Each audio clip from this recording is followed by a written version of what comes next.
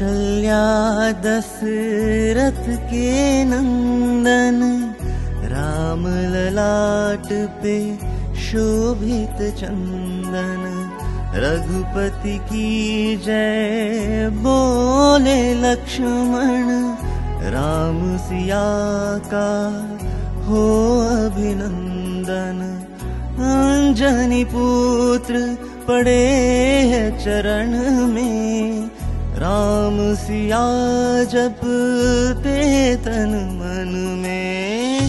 मंगल भवन अमंगल हारी, द्रबहु सुदशरथ अचर बिहारी। राम सिया राम जय जय राम। राम सिया राम जय जय राम। राम सिया राम जय जय राम। राम सिया राम जय जय राम।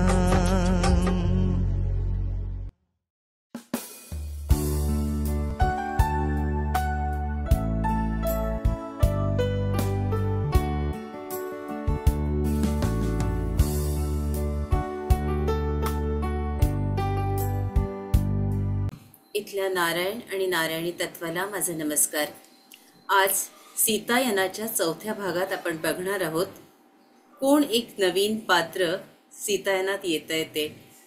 तर या नवीन कॅरेक्टरचं नाव आहे सोमा। या सोमा कोण आहेत यांना आपण जाणून घेणार आहोत। तर सोमा ही सीता मातेची मदतनीस असते। अगदी नव्यानच ती येते आणि जनक महाराज तिला ठेवून घेतात।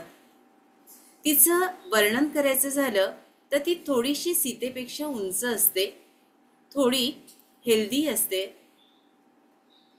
आपले केस सदैव ती बांधून ठेवते, अतिशय सुंदर दिसायला आणि वागायलाही। सीतेला काय हवंय याची जाणीव तिला आधीच झालेली असते। जसं सीतेला जर फुलं हवे असतील तर ती फुलं आणून हळूच ठेवणार। सीतामातेला काही खायचं प्यायचं असेल तर तो पदार्थ बरोबर ती तिथे नैवेद्यामध्ये किंवा आणखीन तिला जर काही हवं असेल तर याची जाणीव तिला आधीच झाली असते। इतकी दोघांची पहिल्यांदा जरी सोमा आलेली असते तरी सोमाला सीता मातांना काय हवं याचं अचूक ज्ञान असतं आणि थोड्याच अवधीत ती सगळीकडे आमच्यासारखीच प्रिय होते। सोमा ही मातेला माता अशीच हाक मारणारी असते। सीता मातेचंही वर्णन त्यांनी केलेलं आहे की सीता माता दिसायला कशा असतात। तर सीता माता अत्यंत गोऱ्यापान, अत्यंत सुंदर, त्यांचे डोळे खूप मोठे आणि पाणीदार, त्यांचे डोळेच आपल्याशी बोलत असतात।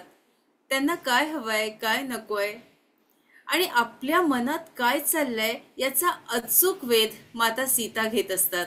इतके सुंदर डोळे, त्यांच्याकडे बघतच राहावं असं वर्णन केलेलं आहे। आणि चालताना कशा चालतात तर त्यांचं पाय, त्यांचं जे पाऊल आहे ते पाऊल संपूर्णपणे पृथ्वीला टच करतच नाही, तर त्याचा स्पर्श होतच नाही। तर अगदी असं म्हणजे काय म्हणायचं, समोरचं जे पाऊल असतं ना, पावलाचा समोरचा भाग तोच फक्त पृथ्वी मातेला टच होत असतो, स्पर्श करत असतो, अशा त्या चालतात। अगदी अधर चालावं तसं। जेव्हा त्यांचं पाऊल मातेवर पडतं, पृथ्वी मातेवर, तेव्हा सगळ्यांचं लक्ष आधी त्यांच्या पावलावर जावं। इतकं सुंदर ते पाऊल, फुलांनी सजवलेलं, तोरड्यांनी त्यांना पैंजण लावलेली, अतिशय कोमल, त्यांची हाताची बोटही खूप सुंदर आणि असे लालसर, जसं गोऱ्यापण जो रंग असतो त्याला कसं थोडंसं काम केलं की तरी लालसरपणा येतो, तर तसं अशी किंचित गुलाबी छटा असलेले अतिशय सुंदर वर्णन आहे। सडपातळ बांधा असतो, लांब केस कमरेच्या खाली आणि एक बट त्यांची अशी डाव्या बाजूला, केसामध्ये माळलेली फुलं आणि चालताना कधी ती फुलं जेव्हा अशी खाली ओघळायची तेव्हा सगळ्यांचं लक्ष मातेच्या त्या फुलांकडे असायचं की किती सुंदर हे देखणं रूप, काय या रूपाचं कौतुक आणि काय कुठले शब्द, ते शब्दच तिचं वर्णन करताना मिळायचे नाही। इतकं सुंदर रूप तिचं असायचं आणि सगळ्यांना मदत करण्याची वृत्ती, सगळ्यांवर प्रेम करण्याची वृत्ती. कुठेच त्यांच्या मनात असं द्विजा भाव नव्हता. कोण कुठे संकटात आहे ते त्यांना बरोबर कळायचं. हे आपण अनेक वर्णनातून त्यांचं टिपले आहे की त्यांना कुठला शेतकरी रडतोय, कुठलं बंदर रडतंय आणि कोणाला काय इजा झाली आहे हे अचूक कळायचं. माता सीता धावत जायच्या. तिथे जनक महाराज त्यांना म्हणतात की अगं, जसा आपला हिरा असतो आणि हिऱ्याला अष्टपैलू आहेत ना, तसंच तुझं व्यक्तिमत्व आहे. तू इतकी सुंदर आहेस, पण हे तुझं सुंदरपण, हे तुझं साधेपण आयुष्यभर जपून ठेव. कधीही तुझ्यात अहंकार येऊ देऊ नकोस, कारण अहंकारामुळे अनेक मोठे मोठे लोक त्यांचा ऱ्हास झालेला आहे. तर हे सीते, या अहंकारापासून तू सदैव दूर राहा.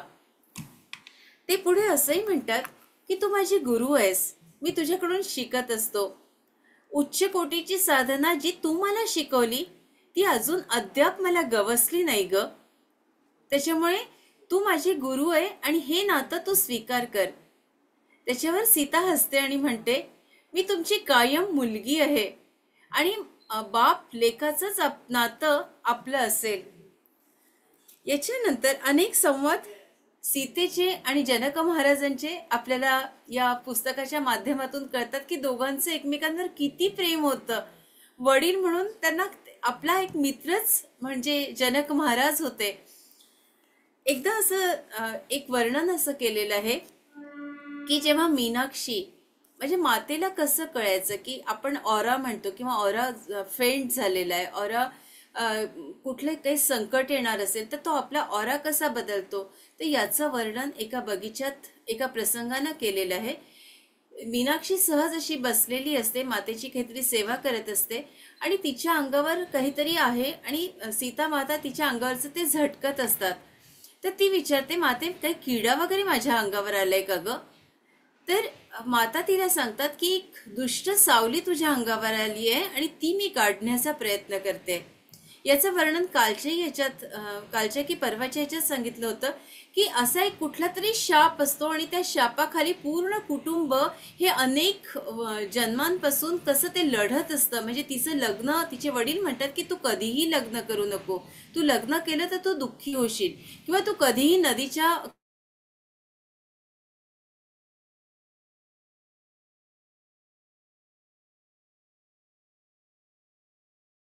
मिळाला असेल तर अनेक जन्म ते तो शाप कसा कॅरी फॉरवर्ड होतो, कसं आपल्याला भोगावं लागतं, हे भोग आपल्याला का येतात.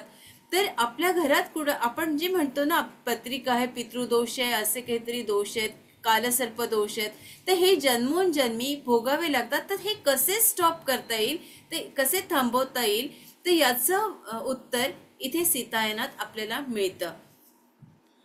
इथे ध्यानाच्या अनेक स्थितींचा अनुभव माता सीता नेहमीच घेत असतात आणि जेव्हा सोमा येते तेव्हा तर त्यांना आणखीनच त्यांची ध्यानाची स्थिती त्या वाढवण्याचा प्रयत्न करतात. जेव्हा त्यांना पशु पक्ष्यांशी संवाद साधायचा असतो, नदीच्या पात्रात स्नान करायचं असतं, तेव्हा ते आपल्या बहिणीला मैत्रिणींना घेऊन जातात. पण जेव्हा त्यांना ध्यानाचा अनुभव घ्यायचा असतो तेव्हा मात्र त्या एकट्याच जात असतात. तर एक असाच अनुभव असा दिलेला आहे की त्या दिवशी माता गार्गी येणार होत्या आणि माता आपण हे पण गोष्ट घेतली आहे की माता गार्गींकडून वादविवाद कसा करायचा, मंत्रदीक्षा, ध्यानाची दीक्षा, हे सगळं त्या माता गार्गीकडून शिकतात. आणि आपल्या वडिलांकडून शेतीचं प्रशिक्षण, शेती कशी करायची, शेतकऱ्यांशी कसा संवाद साधायचा, तसेच ऋषीपुत्रांशी कसा संवाद साधायचा, झाडांची निगा कशी ठेवायची, झाडांवर प्रेम कसं करायचं, झाडं कशी लावायची, इथपासून मातेनं ऋषीपुत्रांना शिकवलेलं आहे. ते आपण कालच्या भागात बघितलेलं आहे. एकदा असंच होतं की माता येत नाही आणि मग सोमा त्यांना बघायला जाते, तर त्या गहऱ्या ध्यानात असतात. इकडे त्या दिवशी ऋषीपुत्र आणि माता गार्गी त्यांच्या राजवाड्यात येणार असतात आणि सगळ्यांच्या जेवणाची तयारी करायची, सगळ्यांना प्रसादम वाढायचंय. तर माता सुनैना माता त्या चिंतित होतात, कारण सगळ्यांना वाढण्याचं काम हे सीतेचं असतं. तर बाबा विचारतील, सीतेची चौकशी करतील आणि बाहेरची मंडळी त्यांना सगळ्यांना सीतेला भेटायचं असतं. सीता अजून कशी आलेली नाहीये, तर तुम्ही सीतेला घेऊन या म्हणून तो निरोप मीनाक्षीला देतात. मीनाक्षी धावत जाते आणि जाता जाता काय होतं की तिच्या कपड्यांमध्ये तिचा पाय अडकतो. ती अगदी बेधुंद अशी पडते, वाकडी तिकडी पडते. तिला खूप त्रास होतो, वेदना होतात, पायाला दुखापत होते. माता सीतेचं त्या स्मरण करतात आणि मीनाक्षी हळूहळू ती वाट चालू लागतात. सोमा मध्येच भेटते आणि सोमा सांगते की अगं, आज ज्या ध्यानात सीता माता आहे ते ध्यान इतकं गहिरं आहे की मी असा कधीच त्या गहिऱ्या ध्यानाचा अनुभव त्यांचा बघितलेला नाही, घेतलेला नाही. आणि तुला खरं सांगू का, त्यांचा श्वास थांबलेला आहे. मला खूप भीती वाटते, काळजी वाटते की श्वास थांबलाय, त्यांनी आपला निरोप तर नाही ग घेतला. तू तडक जा आणि ही गोष्ट मातेला सांग, बाबांना सांग. येताना काहीतरी फळं आणि थोडं पाणी घेऊन ये, थोडं दूध घेऊन ये. ती तशीच आपली बिचारी लंगडत लंगडत पुन्हा राजवाड्यात येते. मातेला सांगते, जनक बाबांना सांगते. जनक बाबा तिची चौकशी करतात की अगं मीनाक्षी, तुला काय झालं, तुझ्या पायाला किती मार लागलाय, बेटा तू थांब, बस, तू आराम कर, आम्ही तिकडे जातो. आणि त्यांनाही त्या दिवशी काळजी वाटते की ज्या गोष्टीची मला भीती होती ती गोष्ट तर घडत नाहीये ना. आज मात्र मी थोडा घाबरलोय. नेमकं काय झालंय सीतेबद्दल याच्याबद्दल मी थोडासा आता अधीर आहे सीतेला बघण्यासाठी.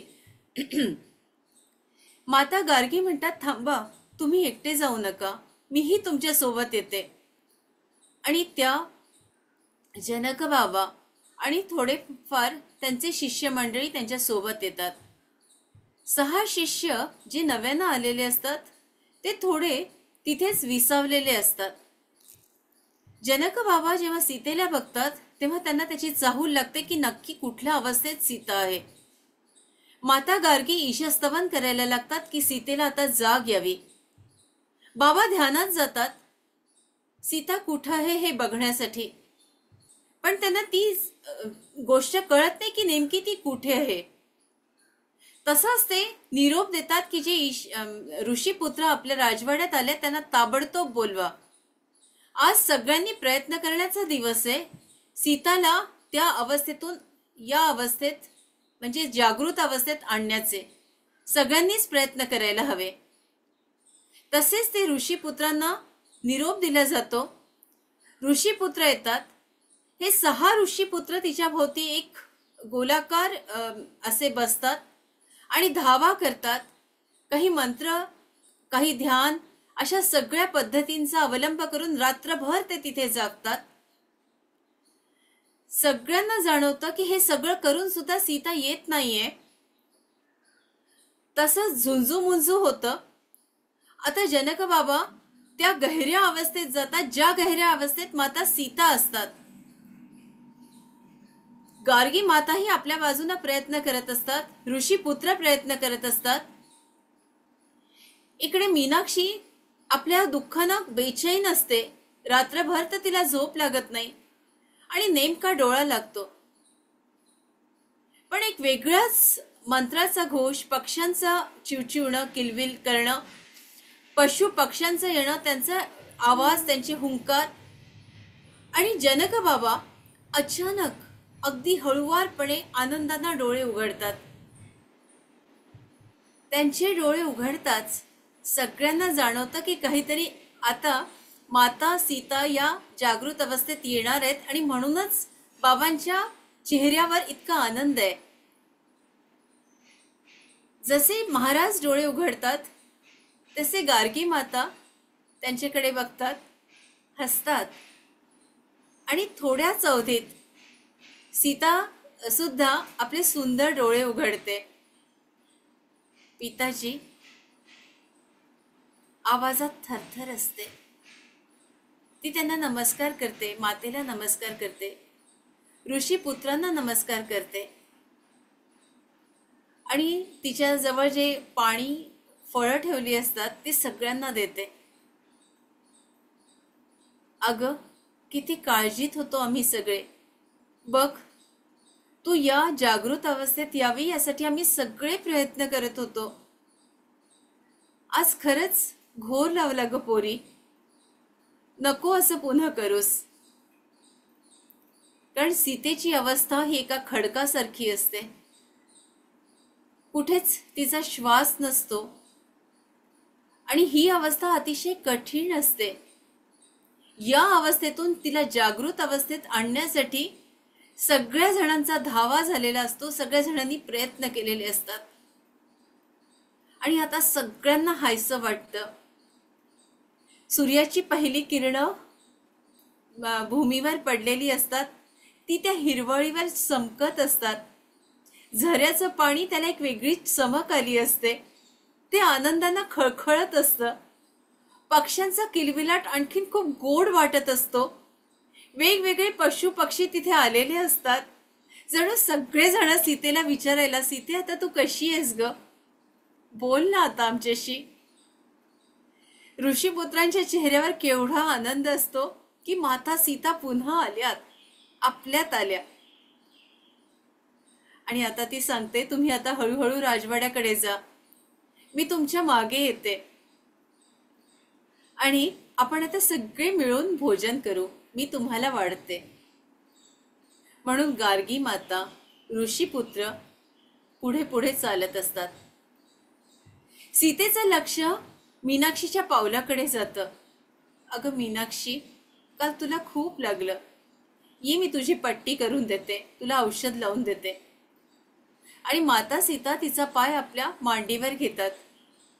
हळूच काहीतरी शेजारचा जो पाला असतो तो हाताला चोळतात, तिच्या पावलावर लावून देतात. एक पट्टी स्वतःच्याच वस्त्राची फाडून बांधून देतात. इतकं प्रेम. तिच्या अंगावरून हात फिरवतात, तिला कवेत घेतात, मिठी मारतात. मीनाक्षीला भरून येतं. प्रत्येकाच्या डोळ्यात पाणी असतं. आपली माता आता आपल्याबरोबर येणार. आणि सगळे पुढे गेल्यानंतर जनक बाबा विचारतात, सीते, अगं सगळ्या नभांगणात सगळे नक्षत्र तारे बघितले, पण तू कुठेच नव्हतीस ग. अगं तू कुठे होती, सांग ना मला, तू कुठे होतीस. सगळीकडे तुझा शोध घेतला मी. बाबांचा आवाज कापरा होतो. हुंदका येतो बाबांना, डोळ्यातनं पाणी ओघळतं. अगं कुठे होती सीते. त्यावर माता सीता सांगतात की बाबा, मी त्यांच्याकडे होते. कुणाकडे? ज्यांच्याशी माझं लग्न होणार आहे. मी जर त्यांना भेटले नसते तर मी अनंतात विलीन झाले असते. पण त्यांनी मला थांबवलं आणि त्यांनी सांगितलं की सीते, ही तुझी जाण्याची वेळ नाही, आपल्याला आता लवकरच भेटायचंय आणि तू माझी वाट बघ. अत्यंत कृतज्ञता मी त्यांची व्यक्त करतो की त्यांनी तुला वापस आणलं. आपण आता त्यांना लवकरच भेटणार आहोत. आणि असं म्हणत सीता माता, जनक बाबा आणि मीनाक्षी ती वाट तुडवून राजवाड्याकडे जायला लागतात. बघूया पुढच्या भागात काय होतं ते. खरं तर काल मला वाचायलाच वेळ नव्हता मिळाला आणि आज जे काही बोलवून घेतलंय ते माता सीतेनं बोलवून घेतलंय. कारण आपण बोलणारं नसतोच, मुळे आपल्याकडनं ही शक्ती बोलवून घेत असते. अख्खा दिवस कुठल्या ना कुठल्या कामासाठी बाहेर होते आणि आज वाटलं, माते मी काय बोलणार ग, कशी बोलणार. केवळ मातेमुळे हे शक्य होतंय आणि ती माझ्याकडून बोलवून घेते. मी आपल्या सगळ्यांना हृदयापासून नमस्कार करते आणि विनंती करते, आपण ध्यानाला बसूया. एका गहिऱ्या ध्यानात आपण जाणार आहोत. इतक्यात काही मंडळींची खूप चिडचिड होते का या 3 दिवसांपासून, म्हणजे 3-4 दिवस झाले. होत असेल तर मला थोडेसे अंगठे दाखवा की काही वेदना होते किंवा चिडचिड होते, काही त्रास होतोय. इतकी चिडचिड होते की आपल्यावर कंट्रोलच राहत नाही आहे, असं होत आहे का? फक्त अंगठे दाखवावे. असं होत असेल तर, किंवा खूप काही वेदना होत असेल तर तसं सांगा. मला कृपा करून अंगठे दाखवावे, म्हणजे मला कळतं. कारण तेवढंच एक सूचना मिळाली होती म्हणून मी आपल्याला विचारते. अच्छा, मी कुठल्याही नावाचा उल्लेख करणार नाही, फक्त मला अंगठे दाखवा. शारीरिक वेदना आहे का? हां. इतकी इतकी चिडचिड, इतकी चिडचिड की हात उठतोय, या पद्धतीनं असं होत आहे, म्हणून मी आपल्याला विचारलं. धन्यवाद. मास्टर्स, विनंती करते, हे सगळे भोग कोसो दूर निघून जावे आणि सगळे चेहरे, हे सगळं जग आनंदी व्हावं. आपले चष्मे बाजूला काढून ठेवावे मास्टर्स.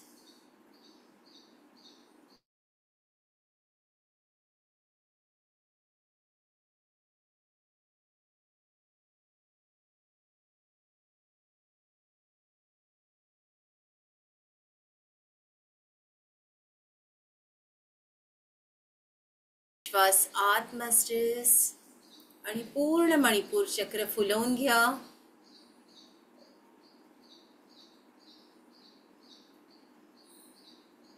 जितकं तुम्हाला मणिपूर चक्र फुलवता येईल तितकं फुलवा. ब्रह्मांडाची संपूर्ण ऊर्जा आपल्या मणिपूर चक्रात. आपलं मणिपूर चक्र अतिशय महत्वाचं आहे. खालचे 3 चक्र सगळ्यात महत्वाचे, आणि ही ऊर्जा मूलाधार, स्वाधिष्ठान आणि मणिपूर चक्रात पूर्णपणे पसरवा.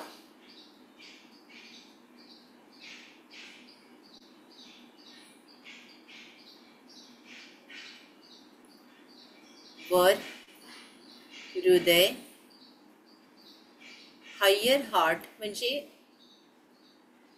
हृदयाच्या किंचित मध्ये,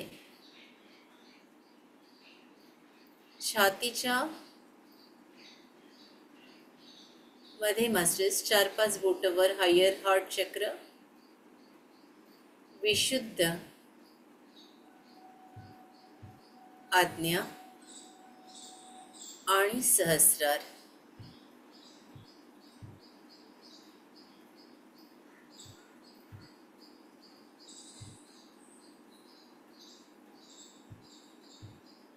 खूपदा असं होतं मास्टर्स की ज्या वेदना आपल्याला होतात, शारीरिक किंवा मानसिक, त्याचे ब्लॉक्स आपण आपल्या मूलाधारात ठेवतो.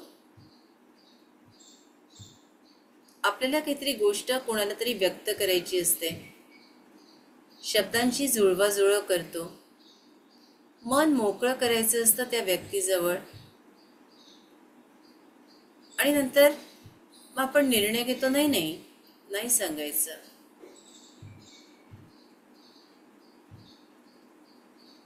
आपल्याला कळतच नाही की एक मोठा ब्लॉक आपण आपल्याच मूलाधारात ठेवलाय.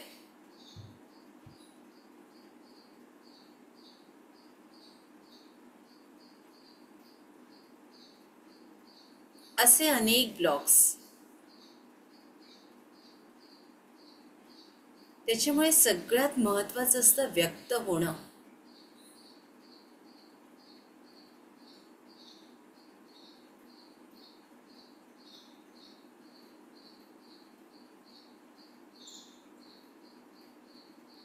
एकदम शांत व्हा मास्टर्स, एकदम शांत.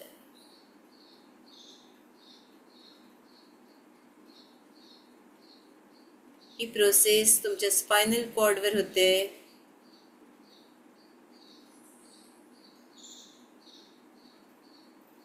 आवाहन करते,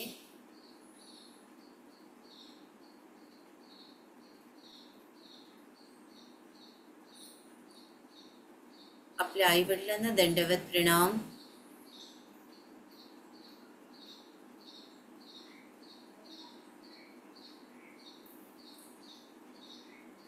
संपूर्ण गुरुतत्वाला दंडवत प्रणाम.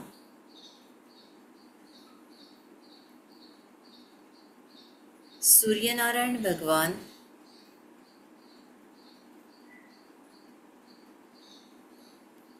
मारुती राया,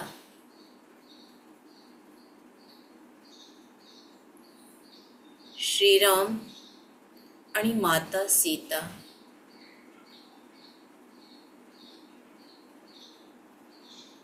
मास्टर्स, अनेक जन्मांचे जे रेकॉर्ड्स आहेत ते आपल्या स्पायनल कॉर्डवर आहेत.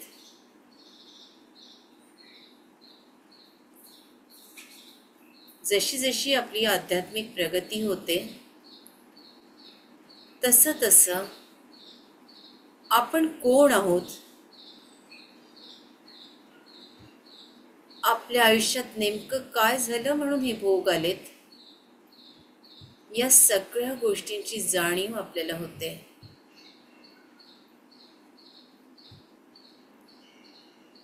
मास्टर्स, आपल्या ब्रह्मरंध्रातून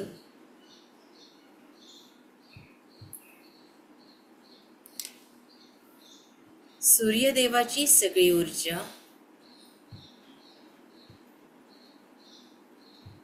आपल्या स्पायनल कॉर्डवर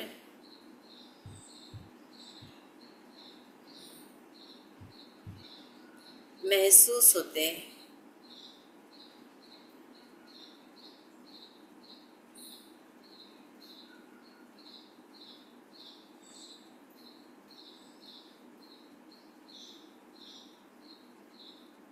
संकल्प करा मास्टर्स,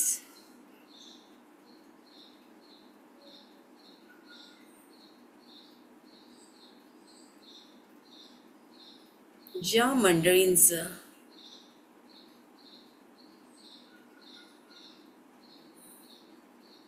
मला ज्या मंडळींकडून त्रास झाला त्यांचं मी देणं लागत होते वा होतो,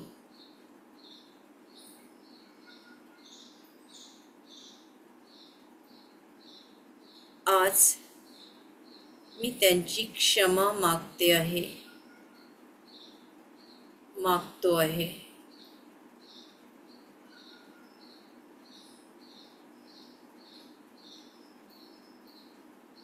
मी मला क्षमा केली आहे,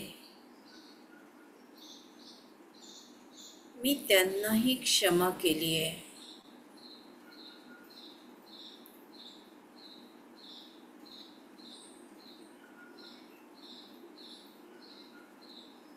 मी मला आशीर्वाद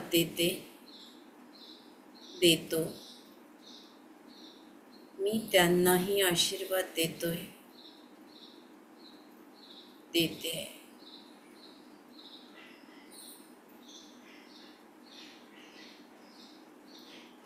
ही नाती खूप जवळची आहेत, पण या नात्यांनी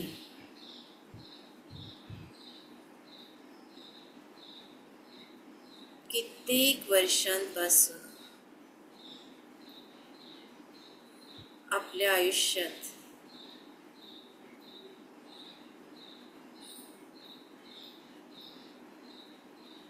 अनेक दुर्दैवी घटना दुर्दैवानं का होईना निर्माण केल्या, पण ते सगळं काढून टाका मास्टर्स या स्पायनल कॉर्डमधून आणि 3दा म्हणा रिमूव्ह रिमूव्ह रिमूव्ह. मी काढलंय, सगळं काढलंय. आणि फील करा की मूलाधारातून सगळं निघून गेलेलं आहे. आलसियनच्या अग्निसमुद्रात हे विसर्जित झालं. ही जी निगेटिव्हिटी होती या संबंधांची, मग ते कुणाचीही जवळची असोत, कितीही जवळची,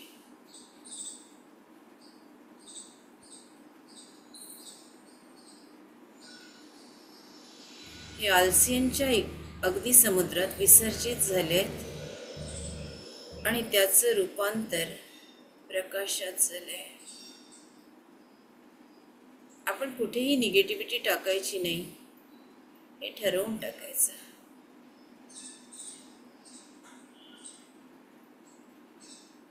एकदम शांत व्हा मिस्ट्रेस.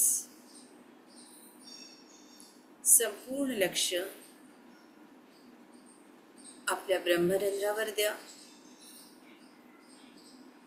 ब्रह्मरंध्रातील प्रकाश आपल्या स्पायनल कॉर्डला स्वच्छ करतोय.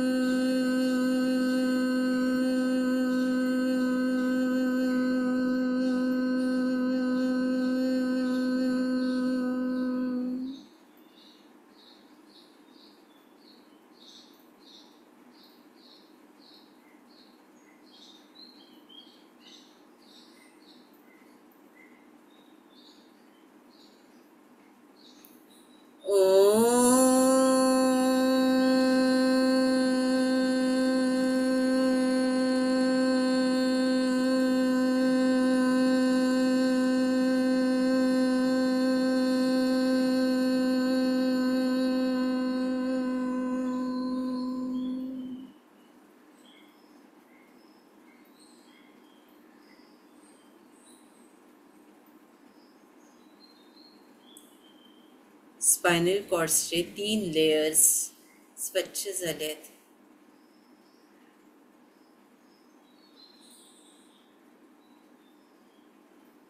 आता त्याच्यात आपण राम भरणार आहोत मिस्ट्रेस.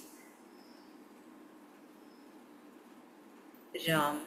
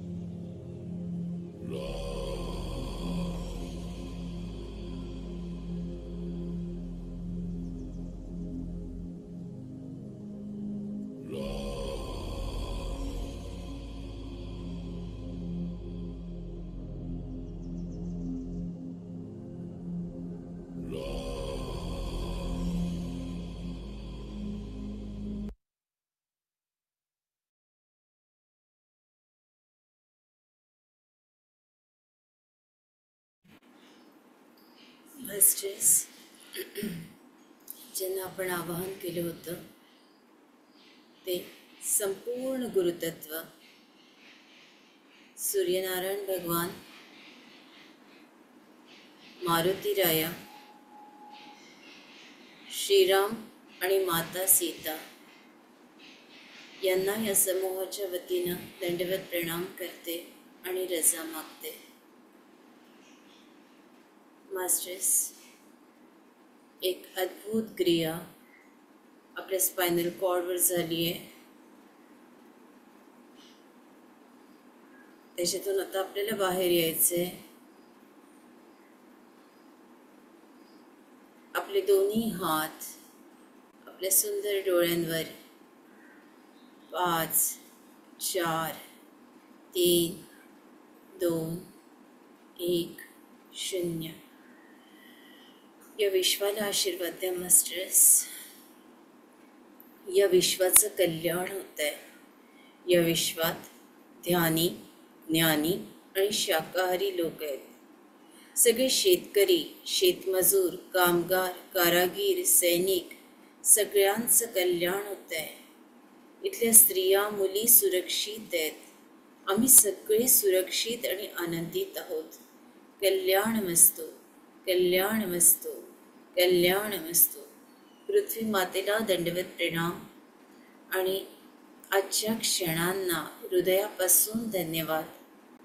मास्टर्स, आपल्या सगळ्यांना नमस्कार. कुणाचा तरी डावा पाऊल खूप दुखत होतं का? खूप कळ्या होत्या का डाव्या पावलात? आणि गुडघे तर बाप रे भयानक.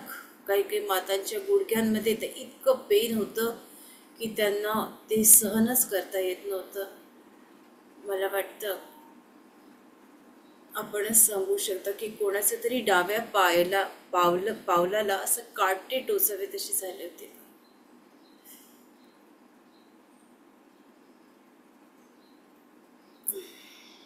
ऐक आरती गोरे. हो, मला बोलायचंय. काही सुरुवातीला असं वाटत होतं की माझं कॉन्सन्ट्रेशन होत नाहीये, पण माझ्या डाव्या पायात प्रचंड कळ येत होत्या आणि मला डाव्या पायाचाच त्रास जास्त होतो. गुडघे दुखतात आहेत आणि पावलांना असं वाटत होतं मुंग्या म्हणजे काहीतरी टोचल्यासारखं किंवा. पण नंतर मात्र कुठेतरी कॉन्सन्ट्रेशन व्हायला लागलं, पण डोकं प्रचंड जड झालं होतं आणि सगळीकडे असं वाटत होतं की मानेपासून सगळीकडे काहीतरी खूप टोचतंय. प्रचंड वेदना होत आहेत. आपल्यातले जेव्हा निघायला जातं तेव्हाच आपल्याला असे अनुभव होतात. टोचतं. अच्छा, ओ, हं, ठीक आहे. चांगलं. बर, ठीक. धन्यवाद माऊली. वेदना म्हणजे सहन होत नव्हती एवढं मला आतून असं खूप. आणि माझा तो स्वभाव आहे की माझ्या डोक्यात अनंत विचार चालत असतात. काय माहिती मी किती प्रयत्न करते, पण कधी कधी असं होतं की नाही, खूप डिस्टर्ब होते. स्वभाव आहे काय मला माहिती, पण आज आता खूप जाणवत होतं की असं मुंग्या टोचल्यासारखं आपण म्हणाला तसं होत होतं. आता जरा डोकं कमी झालं, पण मगाशी असं वाटत होतं डोकं असं इतकं सुन्न झालंय, जड जड जड झालं. धन्यवाद माऊली. तुम्हाला बोलायचं असेल तर मी 5 मिनिट थांबते, नाहीतर मी तुमची रजा मागते.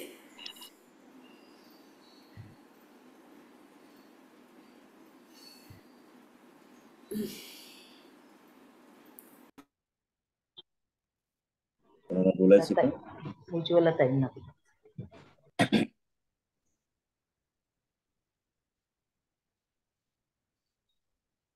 नाही बोला. हा, नमस्ते ताई. 2-4 दिवसापासून मला अनुभव सांगायचा होता, तो मी आज सांगते. 21 तारखेला 21/3/2024 म्हणजे आता ध्यानामध्ये मला सकाळी आपल्या तुम्हीच घेतलं होतं, तर त्याच्यामध्ये मला एक नाव दिसलं. पहिलं नाव काहीतरी आ पासून सुरुवात व्हावं, पण मधलं काही दिसलं नाही, म्हणजे लिहिलेलं नाव. आणि पुढे माळी दिसलं आणि नंतर माझ्याच तोंडून विठ्ठल माळी हे नाव माझ्याकडनं आलं गेलं. आणि त्यानंतर मला एक दवाखाना सुचवला एका व्यक्तीनं. तर त्याच्यामध्ये मी गेल्यानंतर तिथे ते विठ्ठल म्हणजे माळी नावाचेच डॉक्टर होते आणि त्यांनाही थोडा अध्यात्माचा टच होता आणि त्यांनी मला थोड्याच ह्याच्यात चांगलं व्यवस्थित सांगितलं. नंतर माझ्या पायावर पण त्यांनी औषधं दिली आणि धारा तेल वगैरे करायचं ते कसं सांगितलं. तर मला ते खूप जे ती घटना तशी सामान्यच होती, पण मला ते माळी नाव आधी कळलं आणि मी माळी या नावाच्या व्यक्तीला भेटायला गेले. हा ध्यानातला एक अनुभव मला सांगावासा, शेअर करावासा वाटला. मी आपल्या जवळ केला आणि खूप अनुभव येत आहेत, चांगले येत आहेत. जसे आठवेल तसे सांगेल. धन्यवाद. ताई, तुमची प्रगती खूपच छान आहे.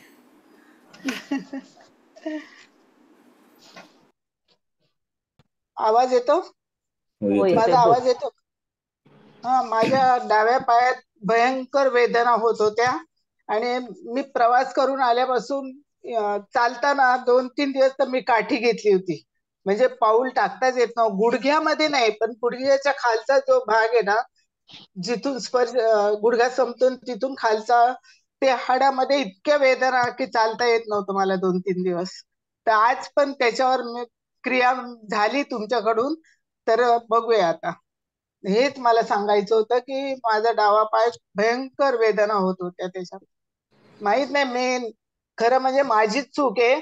मी प्रवासात निकॅप घातला आणि तो अख्खा दिवस माझ्या पायात होता आणि ते काढल्यानंतर मला हा त्रास सुरू झाला. तर त्याच्यावर म्हणजे माझीच चूक झाली की मला असं वाटलं तो दुखतोय म्हणून मी निकॅप घातले, पण अख्खा दिवस होता त्याच्यामुळे मग ही वेदना सुरू झाली, असं माझं मत झालं. तर बघा म्हणजे आज त्याच्यावरच तुम्ही प्रोसिजर घेतली.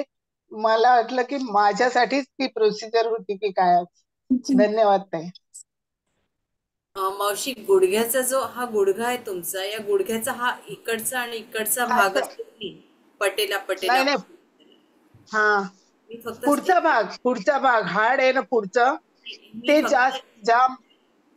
हा एक मला तुमचं कळलं, वेदना नेमकी कुठे होते ते मला कळलं, कारण तुमची शरीरातली तुमची सगळ्यांची वेदना आज इतक्या पोचल्या की मला बोलताच येत नाहीये. तर हा गुडघा आहे तुमचा.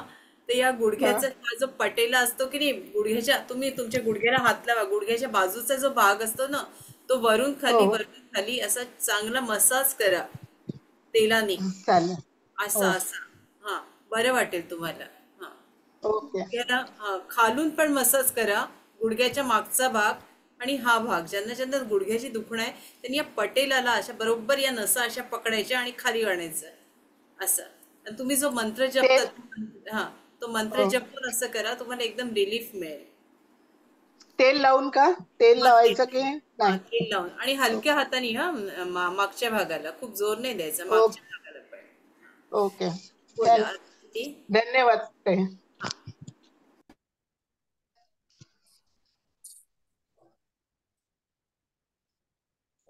अं, आत्मवंदन ऋताताई.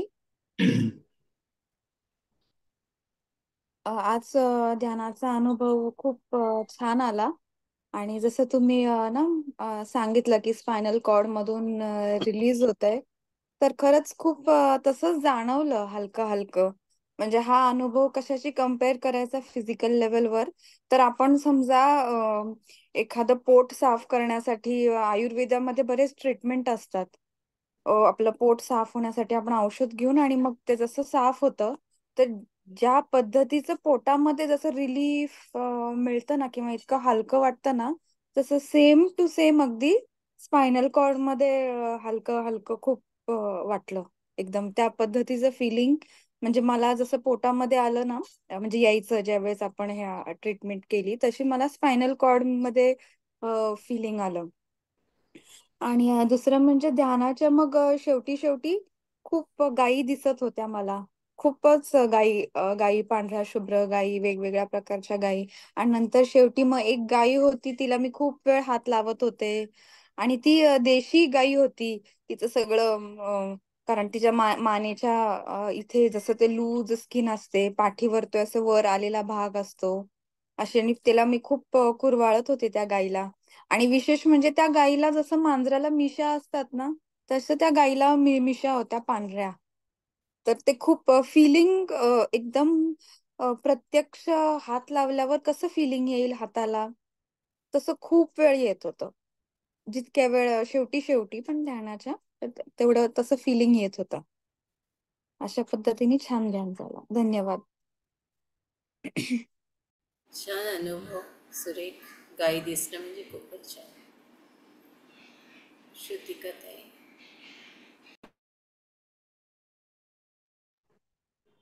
आत्मवंदन ऋताताई. आज तुम्ही सुरुवातीलाच म्हटल्या की कोणाची तरी चिडचिड होतीये आणि प्रचंड वेदना आहेत. तर ते 2-3 दिवसापासून मी अनुभवत होते. माझी लोअर बॅक खूप दुखतीये. बसताना वगैरे त्रास होत होता. अगदी लॉक झाली होती परवाच्या दिवशी. पण स्वामी कृपेने मी गाण्यांचे कार्यक्रम करते, तर स्वामी कृपेने मला ते बसता आलं तेवढे 2 तास. कालही एक कार्यक्रम होता. तर अशा पद्धतीने 2-3 दिवस ती दुखत आहे. म्हणजे प्रोग्राम पुरती जरा कमी होते, पुन्हा घरी आलं की थोडंसं दुखतं. चालू आहे ट्रीटमेंट थोडीफार. पण मग आज तुम्ही जे मला सांगितलं की स्पायनल कॉर्ड हे होतोय, प्रकाशित होतोय किंवा काय, तर मला पूर्ण नंतर नंतर टेस्ट ट्यूब जशी असते काचेची, तसं स्पायनल कॉर्ड झालं माझं क्लिअर. आणि त्यातनं एक असं आईस्क्रीमचा गोळा कसा पिघळत जातो खालपर्यंत, तसं वरनं गोल्डन कलरचा गोळा पूर्ण पिघळत पिघळत खालीपर्यंत येताना दिसत होता. आणि तो अगदी गोल्डन प्रकाश होता. आणि क्रिस्टल क्लिअर म्हणतो ना, तशी स्पायनल कॉर्ड पूर्ण दिसली मला. आणि नंतर जी अशी खालच्या भागात इतकी ऊर्जा, म्हणजे की गरम वाटायला लागलं. शेक आपण इलेक्ट्रिकचा कसा घेतो तसा पूर्ण खालची लोअर बॅक एकदम शेक आल्यासारखं वाटलं. आणि आता मी बरीच असे रिलॅक्स झाल्यासारखी मला वाटते. खूप खूप धन्यवाद ताई. ताई, तुमचा अनुभव तर छान आहे. तुम्ही तर मला वाटतं नवीन आहात का? कारण मी पहिल्यांदा नाही, नाही, मी व्हिडिओ ऑफ असतो माझा, पण मी वर्ष झालं आहे इथे. अच्छा. कारण आपली भेट पहिल्यांदा होते आज या हो हो, माध्यमातून. धन्यवाद. मी तुमच्याशी पहिल्यांदा बोलतीये. अनघाताईंशी बोलले होते 1-2 वेळ. अच्छा, आपण नागपूरहून जॉईन झालात का? नाही, मी पुण्यात असते. अच्छा अच्छा, हा, ओके. छान, खूप छान. हा. राधिका.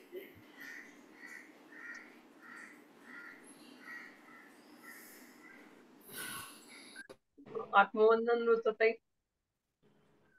हा, माझं पण आज खूप छान ध्यान झालं. आणि ना सोनेरी रंगाची जशी काय ऊर्जा होती. आणि ती मला ब्रह्मरंध्रामध्ये पण असे स्पंदन जाणवत होते. आणि स्पायनल कॉर्ड वर जाणवत होते. आणि शरीर सगळं असं जर काही सोनेरी रंगाने भरून गेले, अं, असं जाणवत होतं. आणि स्वाधिष्ठान चक्रा खालून, म्हणजे ते जे पॉइंट असतात ना स्पायनल कॉर्डचे, तर ते जास्त असं अं, ऊर्जावान वाटत होते. खूप छान होतं आजचं ध्यान. आणि असं ते मला जाणवत होतं की माझा हे सोनेरी कलर असं फिरतोय माझ्या भोवती, असं जाणवत. धन्यवाद, धन्यवाद.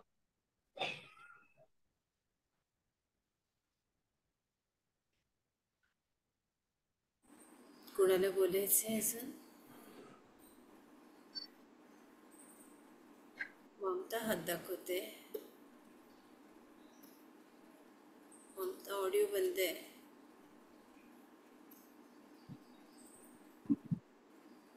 नमस्कार ऋताताई. ऋताताई, तुम्ही बोललात की म्हणजे माझ्यावरती प्रोसेस खूप छान झाली. मला स्पायनल कॉर्डला, मानेला अजूनही असं ते जाणवतंय की ऊर्जा ती सगळं म्हणजे एकदम छान झाली आणि पूर्ण ट्रान्स मध्ये गेली. छान, एकदम फिलिंग छान आहे. पण ना, माझा क्वेश्चन होता ऍक्च्युली की आता तुम्ही म्हणालात ना की आपल्याला काही लोकांना बोलायचं असतं, पण मग आपण म्हणजे उलटून असं नाही, म्हणजे त्यांच्याशी एक संवाद साधायचा असतो, पण तो साधू की नको, साधू की नको असं होतं. पण ह्या प्रोसेस नंतर आपल्याला रिलीफ मिळतं, आपण रिलीज होतो त्या गोष्टीतून. पण मग ते मनात राहतं, तर बोलायला पाहिजे की नाही पाहिजे, म्हणजे त्या व्यक्तीशी परत. या प्रश्नाचं उत्तर नेमकं देते की आपण एखादी गोष्ट एखाद्या व्यक्तीबरोबर बोलायची असं ठरवतो. आणि मग त्या व्यक्तीला फॉर एक्झाम्पल फोन करतो की मला तुमच्याशी बोलायचं आहे. एक वेळ पण ठरवतो आणि नंतर मग ती व्यक्ती तुम्हाला कॉन्टॅक्ट करते किंवा तुम्ही तिला हे करता, पण मग तुम्हाला वाटतं नाही नाही ही गोष्ट मी हिच्याशी बोलायला नको, मग तुम्ही ती दडवून ठेवता. बरोबर आहे.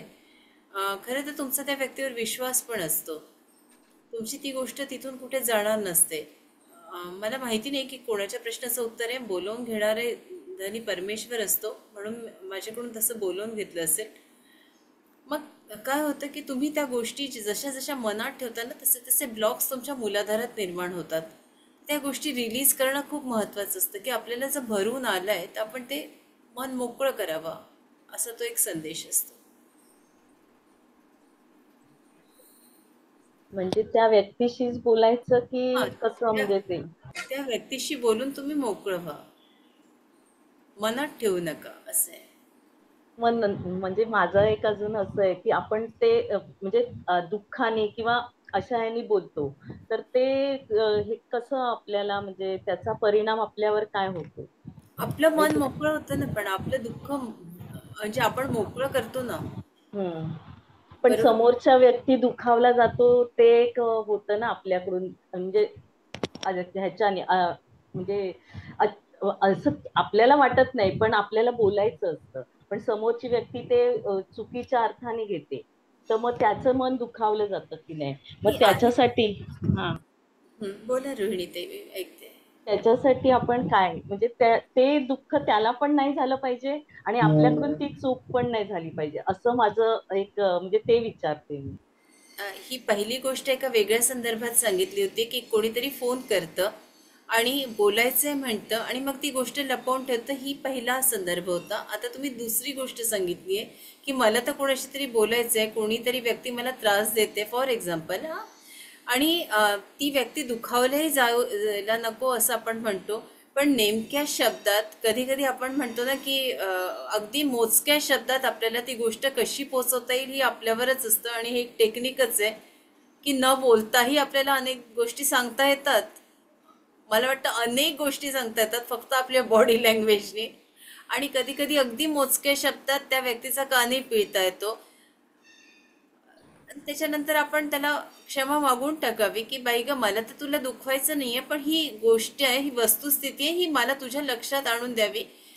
आणि तुम्हाला तिसरी गोष्ट पण सांगते की अनेक अशा गोष्टी असतात की ज्या त्याचं इतकं असं म्हणजे ती गोष्टीचा काय म्हणायचं प्रपोगंडा करतात किंवा इतकं प्रोव्होक करतात, त्या गोष्टीत काहीच नसतं हो. म्हणजे त्याच्यातनं पिलू सुद्धा बाहेर येत नाही, इतकी ती अगदी नॉर्मल गोष्ट असते, पण त्या गोष्टीला कसं वाढवता येईल आणि कसं त्याचं गवगवा करून ते दुःख मांडता येईल आणि सगळीकडे बोंबलत फिरायचं, माझं असं झालं, तिने मला असं म्हटलं, तिने असं म्हटलं, अशा अनेक व्यक्ती असतात आणि अनेक व्यक्ती आपल्याला नेहमी वाटायला येत असतात. तर आपण त्या व्यक्ती बघून त्याला कसं तुम्हाला टॅकल करता येईल हे तुमच्यावर आहे. म्हणजे ऍक्च्युली माझं क्वेश्चन असं होतं की मनात आहे एखाद्या व्यक्तीशी बरेच दिवस नाही बोललोय, मला म्हणजे मनात आहे ही गोष्ट. ऍक्च्युअल माझी सिच्युएशन सांगते की मला त्या व्यक्तीशी बरेच दिवसापासून बोलायचंय, रोज वाटतं बोलावंसं, पण माझी म्हणजे काही रिझन्स पायी मी नाही बोलत आहे. आणि आज ऍक्च्युली तोच सब्जेक्ट झाला म्हणून मी क्वेश्चन केला की मी बोललं पाहिजे, आता माझ्या मनातून ते निघून काढलंय मी की ती गोष्ट की जाऊ दे चल जे काय आहे ते, पण मी बोललं पाहिजे त्या व्यक्तीशी की नाही बोललं पाहिजे असं असं योग्य होतं. समर्पक शब्दात बोललं पाहिजे. Okay. तेच हवं. गुरुदादा. हा, आजचं ध्यान पण छान झालं. बऱ्याच दिवसांनी योगाला परत ध्यानात यायचा, तुम्हाला सगळ्यांना भेटायचा. चांगलं वाटतंय, फ्रेश वाटतंय. आणि स्पायनल कॉर्डवरती ट्रीटमेंट होत होती असं जाणवत होतं. बरेचसे जुने अनुभव आलेले एप्रिल मे मध्ये शंकर महाराजांबद्दलचे ते सगळे अनुभव परत आठवत होते. आणि तुम्ही जो ऑडिओ लावला होता ना, ऑडिओ लावल्यानंतर त्या आवाजामध्ये जे अशी फ्रिक्वेन्सी, त्याच्यामुळे बराच फरक पडत होता, त्या साऊंड फ्रिक्वेन्सी. तर ते एक होतं, म्हणजे ओव्हरऑल छान झालं ते. आणि मला काय माहिती, आता मी निघणार होतो मीटिंग मध्ये, पण मला असं वाटलं की एक तो व्हिडिओ मी तुम्हाला पाठवला होता ताई, ह्याच्याबद्दल राम सिया रामच्या ह्याच्याबद्दल, तर मी ट्राय करतो प्ले करायचा. मी इकडनं जॉईन झालोय, बघू होतंय का प्ले. ते चांगलं वाटेल सगळ्यांना.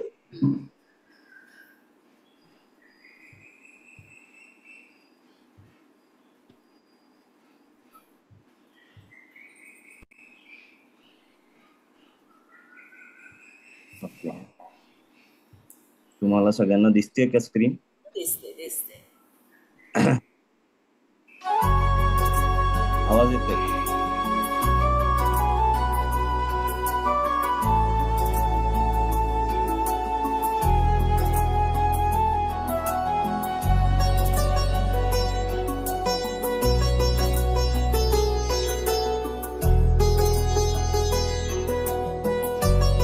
आवाज येतोय? कौशल्या दशरथ के नंदन, राम ललाट पे शोभित चंदन, रघुपति की जय बोले लक्ष्मण, राम सिया का हो अभिनंदन, अंजनी पुत्र पड़े है चरण में, राम सिया जपते तन मन में, मंगल भवन अमंगल हारी, द्रबहु सुदशरथ अचर बिहारी, राम सिया राम जय जय राम, राम सिया राम जय जय राम, राम सिया राम जय जय राम, राम सिया राम जय जय राम.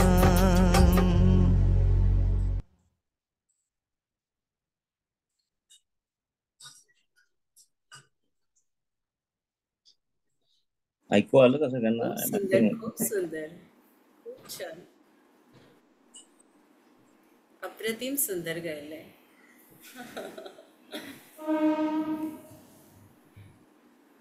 चला, धन्यवाद. शीतलताईंना बोलायचं होतं. शीतलताई बोलताय? अच्छा, हा बोला ताई. हा, रोहिणीताईंनी जे सांगितलं ना तसंच मला वाटतंय की बोलायचं असतं पण मी म्हणजे काही कारण असतात बोलू शकत नाही. जसं रोहिणीताई म्हणाल्या ना की बोलायचं असतं पण शब्द सापडत नाहीत किंवा काही, तीच अवस्था माझी होते. मलाही बोलायचं असतं, कोणाची तरी क्षमा मागायची असते पण ते होत नाहीये माझ्याकडून. मिटवून टाका, करून टाका. जे बोलायचं ते बोलून घ्या मोजके शब्दात. असं कधी कधी होतं, एखाद्या वेळेला एखाद्याची क्षमा मागायची असते, एखाद्याशी बोलायचं असतं, आपण संवाद साधत नाही आणि मग ती वेळ आपल्या आयुष्यात पुन्हा येत नाही, असंही होतं. ओके. तर आणि आजचा खर्जातला राम होता ना तो इतका मनाला भावला, खूप छान वाटलं, खूप छान प्रोसेस झाली. Thank you thank you. आत्मवंदन होता. सगळ्यांची रजा मागते, निरोप घेते. धन्यवाद. उद्या भेटूया. जय श्रीराम.